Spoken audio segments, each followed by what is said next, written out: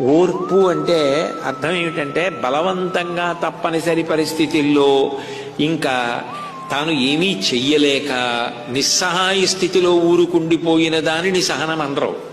సహనమని ఎప్పుడంటారంటే తాను తిరిగి ప్రతీకారము చెయ్యాలనుకుంటే చెయ్యగలిగిన శక్తితో ధార్మికమైన స్థితిలో ఉండి కూడా చెయ్యకుండా వాడు బాగుపడాలి అన్న ఉద్దేశ్యంతో తాను ఓర్పు పడితే దాన్ని సహనము, ఓర్పు పట్టాడు అంటారు. అంటే చూడండి, కుశనాభోపాఖ్యానంలో వస్తుంది.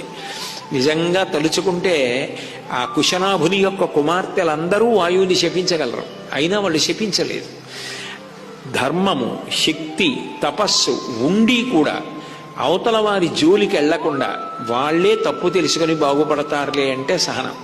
అంతేగాని నేను తప్పు చేసి మాటపడి ఊరుకున్నా, లేదా నేను ఇక చెయ్యగలిగింది ఏమీ లేక ఊరుకున్నా, అప్పుడు అది పూర్తి స్థాయి ఓర్పు అనరు. పూర్తి స్థాయి ఓర్పు ఎప్పుడంటే నా యందు ఏ దోషం ఉండకూడదు. 2, నేను ధర్మమునందే నిలబడి ఉన్నవాడనై ఉండాలి. 3, నేను అనుకుంటే అవతల వారి మీద ప్రతీకారం చెయ్యగలను. 4, అయినా వాళ్ళు బాగుపడాలి తప్ప అట్లా చెయ్యడానికి కాదు నేను చదువుకున్న చదువు, నేను అనుష్ఠించిన